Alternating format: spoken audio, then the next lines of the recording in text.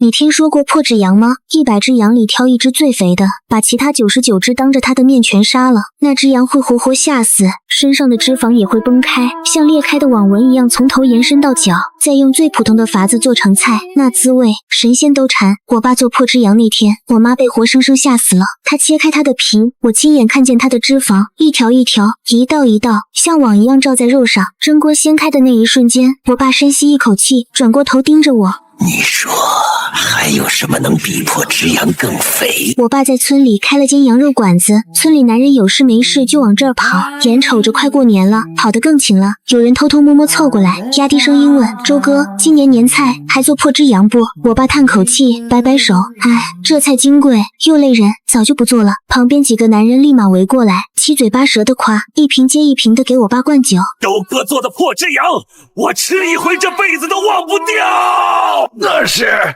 前几年那只最肥的，还是我帮着挑的，那叫一个绝！他们吵起来，争什么羊的品种好，什么羊肉嫩，差点没打起来。我爸不屑地笑了，一把搂过村长的肩膀。要我说，最好吃的还得是破脂羊，那股子香味儿，吃一口，你这辈子就记住那个味儿了。村长也点头，眯着眼睛回味。上一次吃还是20年前吧，那会儿大家伙为抢肉打成一团，连羊肚子里的崽都抢着分了。我听得入神，忍不住插嘴：为啥不用公羊做啊？在农村，母羊要留着下崽，比公羊金贵多了。我爸不知道是不是喝大了，眼睛红得吓人，死死瞪着我。破脂羊只能是母的。村里人轮番上阵，求啊劝啊，还硬塞给我爸一大笔钱，就想尝尝那道传说中的肉。村长也说，你家那只羊再养下去也老了，干脆拿出来给大家解解馋。再说了，他也下过崽了。我爸终于松了口，答应过年加上这道大菜。村里男人高兴得跟过年似的，我也馋得不行，觉着稀奇，天天盼着。晚上回家，我迫不及待跑去跟我妈说：妈，爸说过年要做破脂羊，你吃过没？是不是真像他说的那么好吃？我妈正缝棉裤，针一下子扎进手指头，血珠子冒出来。他让你吃那肉了？这我爸倒没说，这种金贵东西他才舍不得给我们。我冲我妈挤挤眼，等他做好了，我偷偷藏一块带回来，咱俩一起吃。听说那味儿能记20年，不知道有多香。我妈手抖得厉害，死死按住我肩膀，声音都变了调。你记住，那肉千万不能吃，一口都不能吃。破脂羊根本就不是羊。我爸是答应了，可一只羊哪够全村人分？想吃那就抢，村里人你送一只，我送一只，送来全是最肥最壮的羊。我爸站在门口，拿着个本子，一只一只过秤计数，羊不够格的就塞钱买吃的资格，那些争不过的也想尽办法讨好，就盼着能分口汤喝，好歹尝尝味儿。我爸赚得盆满钵满，送来的羊把我家羊圈都挤满了，他在本子上仔细记着每家能分多少。我妈坐在屋里远远看着，手里端着碗，碗里是洗干净的生姜大葱，她正一口一口机械地嚼着。我凑过去，妈，你啥时候爱吃这个了？我也咬了一口，立马吐了，辣得嗓子眼都疼，难吃死了。我妈面无表情地嚼着，不吭声，稳声睡觉。她把我死死搂在怀里，是身上那股葱姜味儿，冲得我脑仁疼。我忍不住推开她，往床边挪了挪，迷迷糊糊抱怨：妈，你少吃点那个吧，味儿太大了，好难闻。我妈轻轻了一声，手还在我身上拍着。等过完年，妈就不用吃了。我家后院连着羊圈，中间是我们住的屋，最前面临街是饭店。我爸说今年杀羊多，特地在羊圈外面垒了个巨大的灶台，那灶台一天天加高，我妈也一天比一天焦躁。我老看见她慌慌张张躲着来帮忙的人，疯了似的啃生姜大葱，碗换成了盆，一天吃好几斤。她身上那股味儿浓得吓人，好像从里往外冒似的。我劝过没用，只能离她远点。今天灶台垒好了，来的全是自家亲戚，我妈却连面都不露。妈，二伯叫你，你跑啥？他哥后头喊你好几声，你都不理。我刚凑近我妈，突然闻到一股肉香，像是饭店里我爸用葱姜腌好的羊肉，可又比那个香得多，香得人心里发慌。我忍不住深吸一口气，贴得我妈更紧，恨不得挂她身上。你今天去饭店帮忙啦？爸，是不是又研究出新菜了？我妈不说话，我拉着她胳膊撒娇，你身上可香了，你就告诉我呗，我保证不偷吃。我妈抱着盆又跑了，真奇怪，好像从垒灶那天起，我妈就不开口了，不管我问啥他都不应，有时候会突然把我搂怀里，搂好久好久。我突然心慌，好像他随时会消失似的，满院子找他，看见他躲在屋里，这才松了口气。小何，过来帮爸试试大小。我爸订了个大锅，跟灶台严丝合缝，能装下2-3头整羊，还有一个大蒸笼，今天刚到货，比村里包子铺的还大。蒸笼要好几个人抬着才能架上锅，他们刚才就在忙活这个。我爸把我抱上灶台，躺进去，帮爸试试大小。这种密闭的盒子对我来说有种说不出的诱惑，我二话不说就钻进去，平躺下来，蒸笼刚刚好，手脚能伸直，还能抡圆了划圈。要是大人躺进来，估计得蜷着腿，没我这么舒坦。我爸说，今年的破只羊要整只清蒸，用最原始的做法，保留最纯粹、最香甜的味道。说这话的时候，他直勾勾盯着我身后，我顺着他的目光看过去，我妈正叼着片葱叶子，左右嚼着，她那个神情跟身后羊圈里的羊一模一样。大年29，村里所有上了名册的人今天都要来我家。我爸当初答应的份额不多，就20份，可我偷偷看过他那个本子，密密麻麻全是人名，全是小分一杯羹的。头天晚上，我爸突然砸开我的房门，手里提着2把磨得雪亮的刀，他把我拽出去洗土豆、切土豆，整整在蒸笼里铺了2层，一直干到后半夜。我累得胳膊酸疼，脑袋发昏，好不容易躺下，刚闭上眼又被叫醒了。睁眼一看，天都亮了。我爸坐在院子里磨刀，咔嚓咔嚓，刀锋锃亮。他身边摆了一堆刀，大的小的，摆满了整个灶台。有的刀好久没用过，都生了锈，也全被他翻出来，一把一把的磨。爸，你拿这么多刀干啥？他头也不抬。杀羊要一鼓作气，中间不能停，刀钝了得立刻换新的。那你买新的不就行了？我爸把磨好的刀轻手轻脚放下。不用自家的刀，杀不死破只羊。快晌午，我爸才把刀磨完。他看看日头，让我烧水，把院里栅栏门关上。村里人排成一队，把羊圈里的羊一只只往外拽。我爸刀磨得快，手法也老道，羊刚到跟前，脖子就被抹开了，喉管割开，羊不会马上死，还能剧烈挣扎。抓羊的人一松手，他就蹦跳着往远处跑，血顺着白毛流到地上，洒得到处都是。等血流得差不多了，羊跑不动了，才轰然倒地，蹄子还在抽搐着乱跑。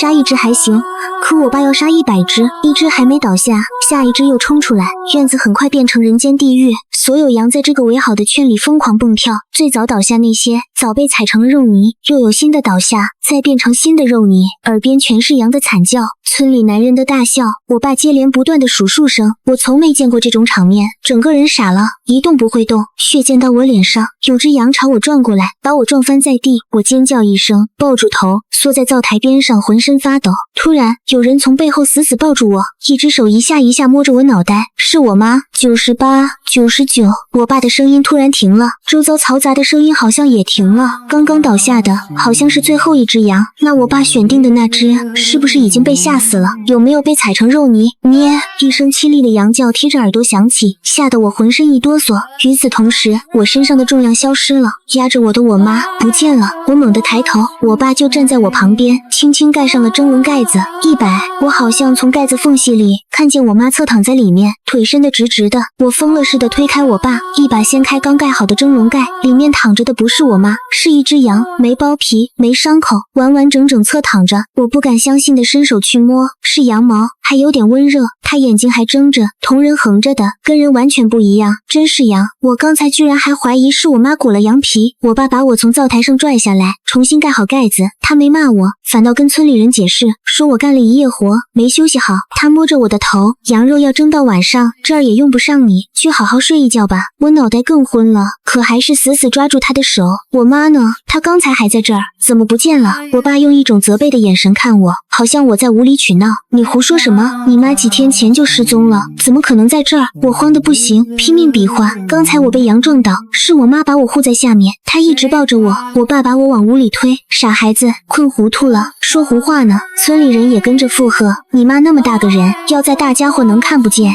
就是大过年的别瞎说，不吉利。我们这些大人还能骗你个小娃娃？怕是太累，出幻觉了。我把后背的衣服扯过来闻，没有葱姜味儿。我妈真抱着我抱那么久，我肯定得沾上味儿。我开始怀疑自己了，难道真是因为我妈失踪，打击太大，我自己脑补出一个妈，而她这几天不理我，也是因为我幻想的。我爸盯着我眼睛，一字一顿，睡吧。睡醒了，什么都想明白了。我被推进屋里，呆呆躺在床上，头痛得要裂开，可根本睡不着，脑子里全是我妈。她不会不告而别，不会丢下我，她他要真几天没回家，肯定是出事了，我得找他去。我偷偷溜出院，像没头苍蝇似的满村问，没人见着我妈，没人知道她去哪了。还有你妈平常都不出门，我们10天半个月也见不着一回，丢几天了？啥时候丢的？压根没人说啊！你爸也真是，人丢了不找，年货倒是一批批往回搬，丢好几天没回来，那大概就是节哀吧。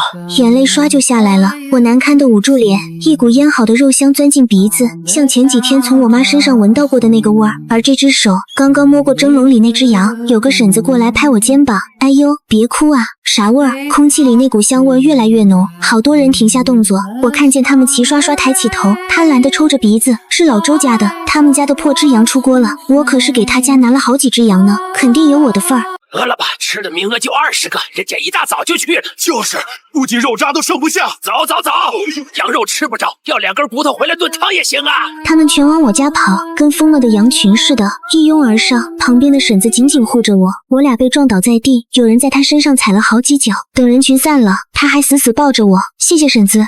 我惊魂未定，婶子却牢牢攀住我肩膀，力气大得吓人。小何啊，婶子刚才保护你了，你知道不？我这才看见他双眼血红，死死盯着我。婶子可是拼了命的，要不你早被踩死了。我也不多要，就要一小口羊肉。你不是那种忘恩负义的人，对吧？我想跑，可他抓得太紧，只能点头。婶子拽着我胳膊，急急忙忙往我家跑。家门口挤得里3层外3层，有人甚至开始爬墙头。男人多，女人少，每个人的表情都跟婶子一样狂热。婶子推着我肩膀往门口送，嘴里一个劲儿喊着让让。我爸他们正在门口堵着，见着我赶紧把我拽进去。婶子恋恋不舍地松手，指甲在我胳膊上划出一道血痕。我大口喘着粗气，让你在家待着，跑哪儿去了？院里天是黑的，墨泼了似的黑。我又转头看外面，天也是黑的。来我家的人挤成一堆，有人打着手电，有人端着碗。可我刚才回来的时候，天明明还大亮着。愣着干啥？院里蒸笼刚打开，满院喷香。我下意识抬手闻了闻，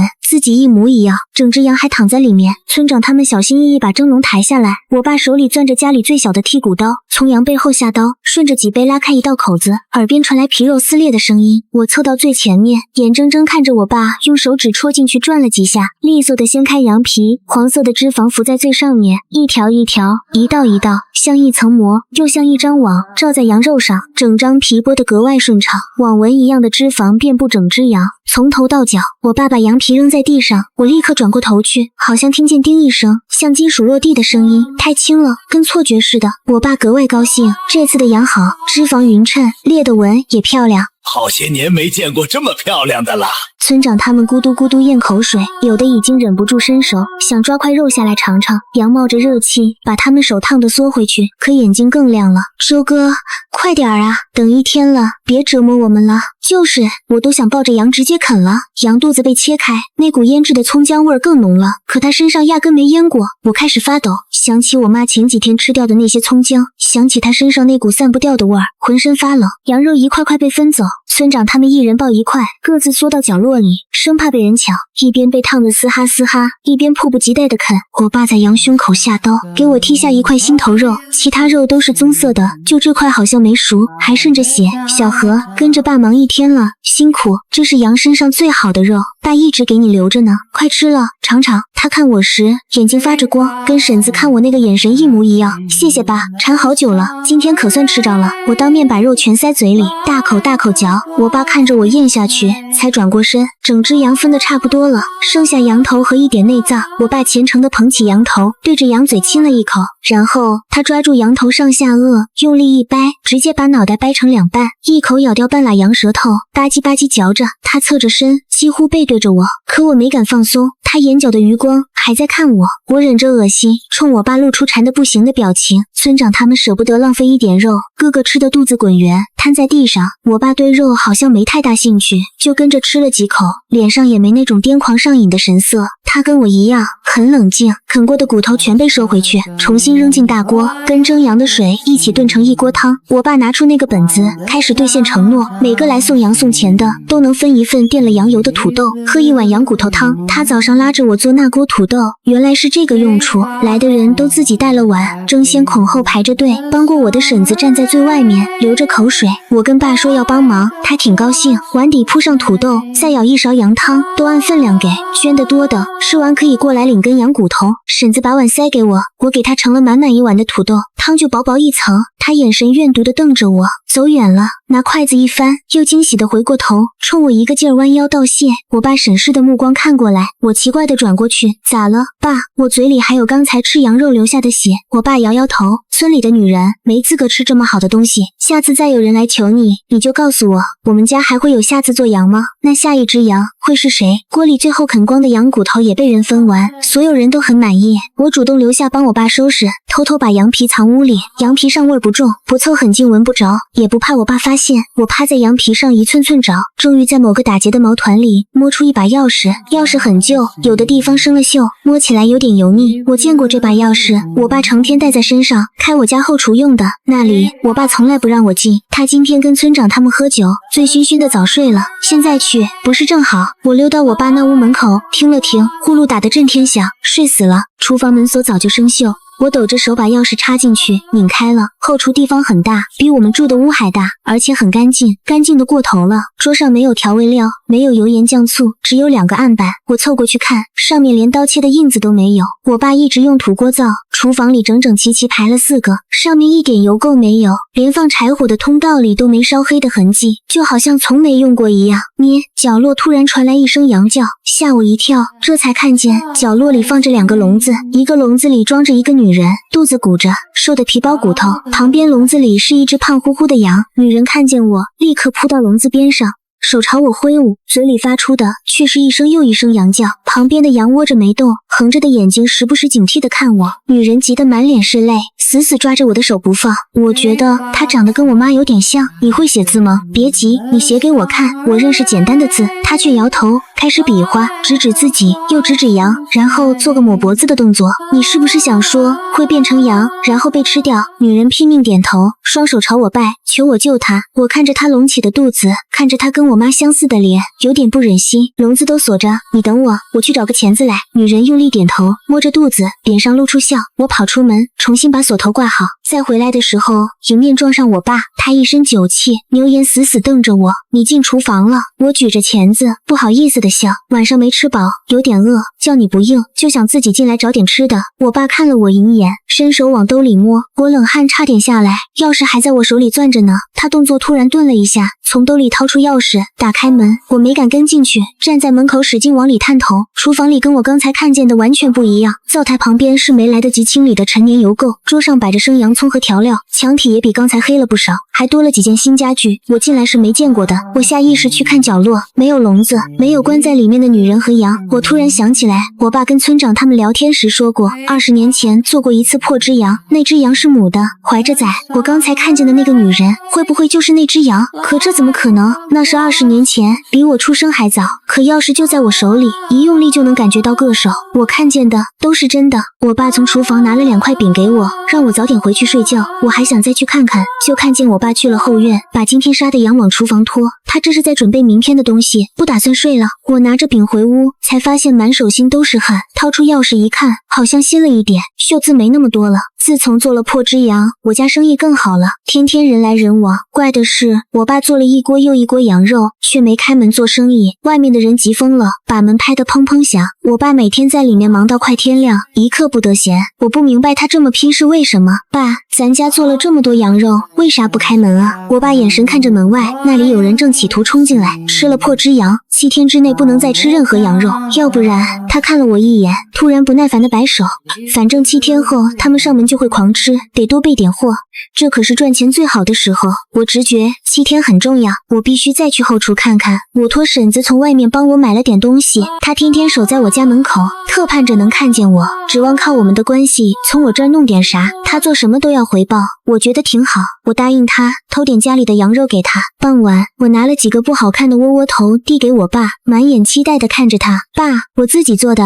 你尝尝好不好吃？我爸吃了没多久就睡过去了，我使劲摇他他脑袋在桌上磕了好几下，愣是没醒。我从他屋里摸出钥匙，迫不及待打开厨房门，笼子里的女人不见了，只有一只羊趴在笼子里一动不动。我凑过去叫它，一点反应没有。厨房炉灶用过，我四处翻找，发现窗户旁边吊着一根羊尾巴，带着毛，像是整根切下来的，已经风干了。我凑近了看上面的黄色油脂，黄色的油。我摸外面的羊毛，又把手凑到鼻子底下，是那股葱姜混着肉香的味道。我来晚了，那个女人已经被杀了。我关上门，再打开，厨房又变回我家原本的样子。掏出钥匙看了一眼，更新了。从厨房偷了块羊肉拿给婶子，她眉开眼笑，说以后还帮我。我发现我家厨房上面也挂着一根羊尾巴，把羊尾巴连接的肉掰开，里面是网纹一样的黄色脂肪。我突然想起来，我妈在疯狂吃葱姜之前，好像喝过一碗羊尾汤。第二天我爸醒来，发现我也趴在桌上，手里还抓着半个窝窝头，他满眼审视地看着我。我赶紧道歉，说我撒谎了，窝窝头不是我做的，是婶子给我的。她说吃了这个你能好好休息，我想让你好好休息。我爸看了我半天，叹了口气，他要先去找婶子算账，不过先去了厨房检查东西。我躲在门口偷看，发现他第一时间去确认羊尾巴，扒开皮，看见里面是黄色的油，这才松口气。我也庆幸，还好昨天没一时冲动把尾巴偷走。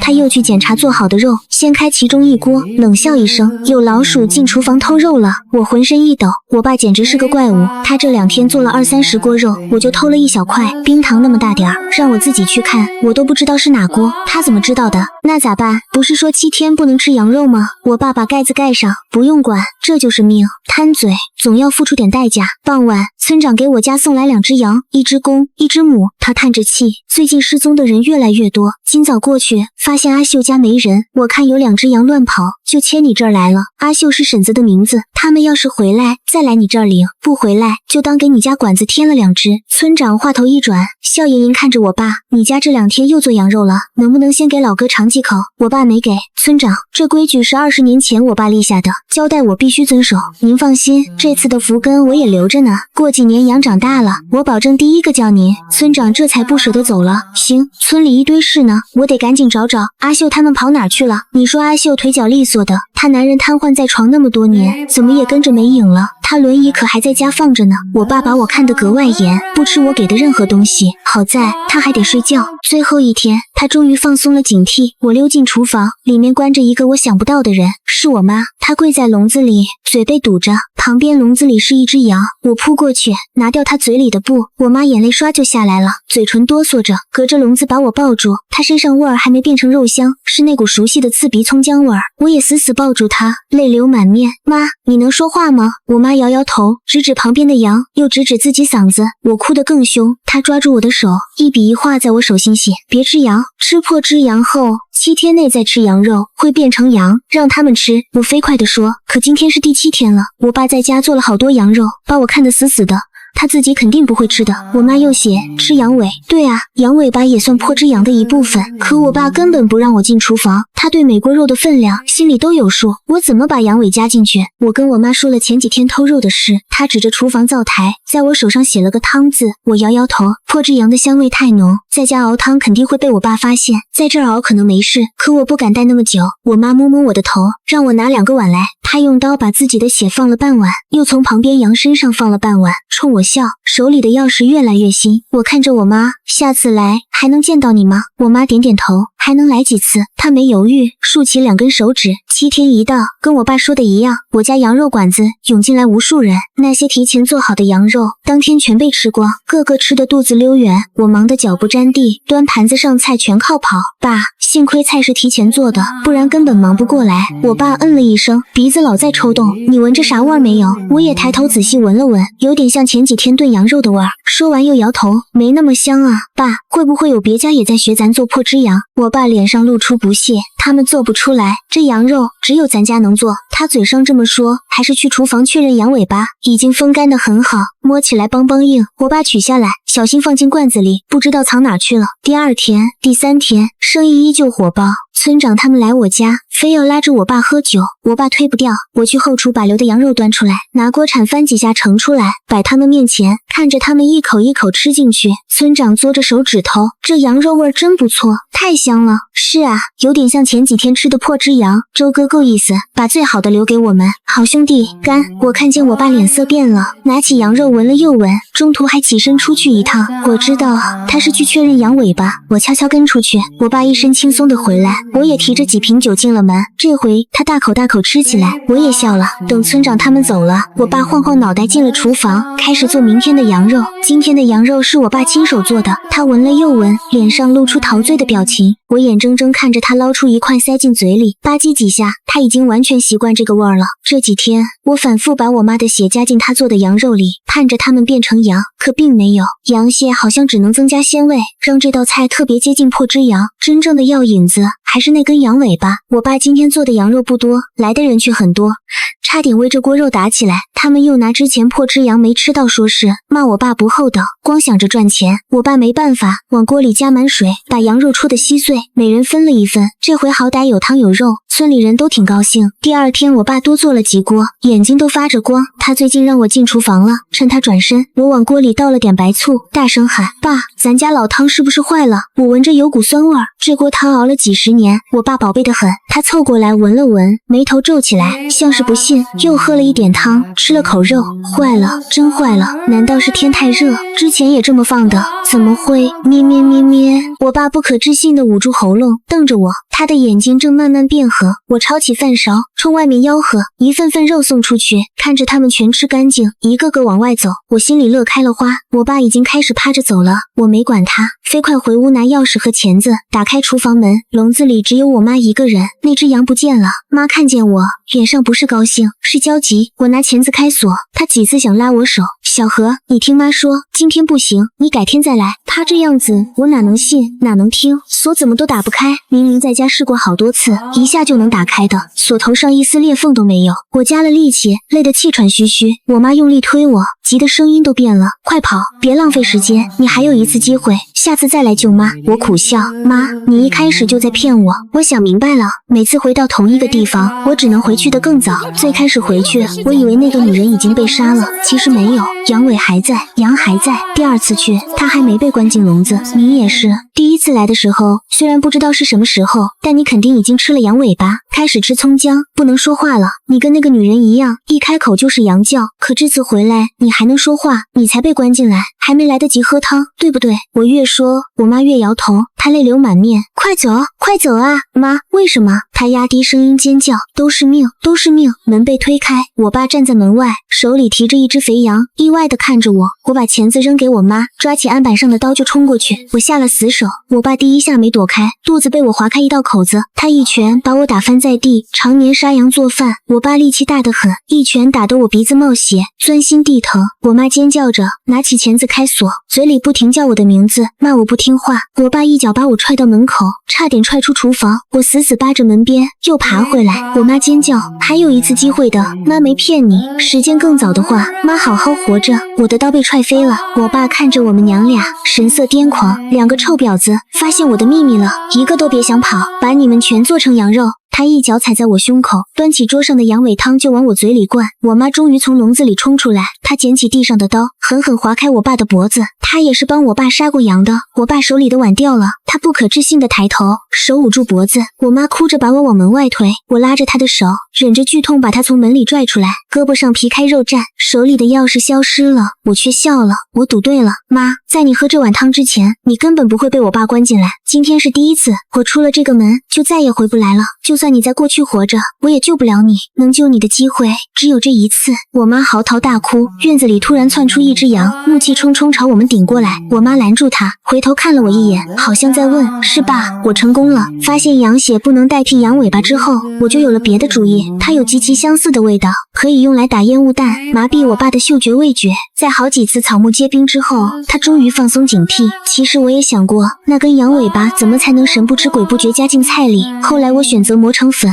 还好我爸把它晒干保存，我没费什么劲儿就成功了。村里的男人一口一口吃下去，我的心激动得发抖。第二天我爸做了一锅羊肉，我悄悄倒了点醋，说味儿不对，我爸果然吃了，他变成我们家的第一只羊，然后是第二只、第三只，我把村里所有流浪的羊都赶回圈里。我妈说人变成羊不可逆，可我们自己心里清楚，这些都是什么东西。我联系了一个养殖场，把家里所有的羊都卖了，又买了一批新的回来。过了几个月，羊肉铺重新开张，这回是我妈亲自掌勺。村里男人失踪的时候，大家都挺慌，我家被围得水泄不通，全在问我妈之前去哪儿了，又是怎么回来的。我妈说她上山采药摔断腿，在山里昏迷了一段时间，腿好了才下山。过年那么冷的天，昏迷山里早冻死了。当年不是在山上有小屋吗？说不定被人救了。有人信，有人不信，我妈只是微微一笑，用当初所有人劝我的话劝他们。有好几天没回来，那大概就是人没了。节哀。